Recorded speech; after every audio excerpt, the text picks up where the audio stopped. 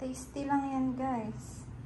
Saka basta may chicken ka, may cheese ka na, may pang merienda na ang mga bata.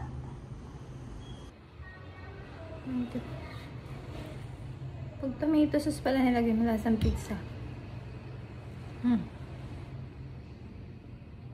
Sarap.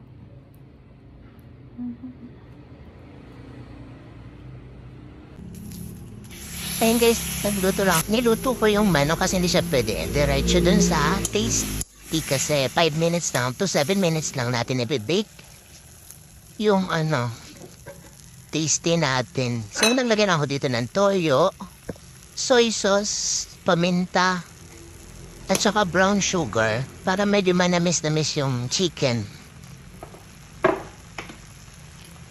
Tapos yan, halu-haluin lang natin hanggang ma-absorb na ng chicken yung soy sauce. Tapos mag-dry na siya. Pwede na. Luto na yan, guys.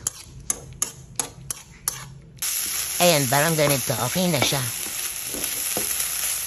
Then, set aside naman na natin yan. Then, nag-prepare tayo ng 6 na tasty bread. Yan.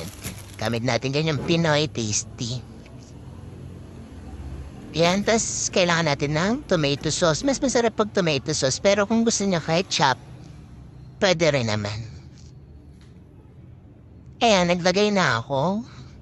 Kada tasty, tapos i-spread lang natin siya.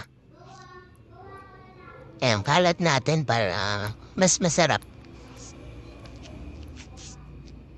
Then after natin na yan, ayan, spread na natin sa tasty natin. Ayan na yung niluto nating chicken. So, lalagyan na natin lahat ng tasty yung chicken. Lalagyan na natin ng chicken yung tasty. And then, kailangan natin siyempre dito ng quick melt. Kailangan quick melt para mas madaling matunaw. Tapos yan, magagad lang tayo ng cheese sa bawat tasty. Ayan, ganyan lang. Gusto niya mag-add din kayo ng mozzarella para overloaded ang cheese na gagawin nyo, merienda. Ayan, parang kalahati ng quick melt yung nagamit ko dito na cheese. Tapos ito na siya, naglagay pa ako ng cube na cheese sa bawat gilid para overloaded ang cheese. Tapos i-bake na natin siya. Ayoko masyadong tostado, guys. Nilalagay ko na din siya sa 120 ng 7 minutes. Pwede rin 5 minutes lang. Kasi yung cheese nalagay ko medyo mahapal. Kaya 7 minutes ang aking na-timer dito. Ayan, inaantay ko talaga siya. Ayan, silipin mo na natin. Ayan, hindi pa masyadong tunaw yung malaking cheese. Pero yung ginagad natin, pwede na. Ayan na, malapit na siya. Matunaw, ayan. Konti pa.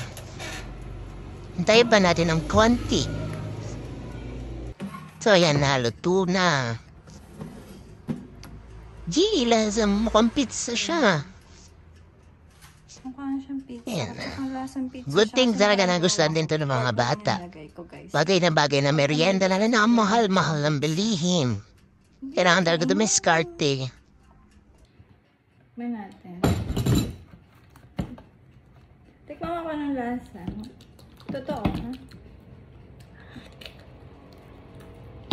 Tastes like pizza. Ang sarap naman. Ang daming cheese pala.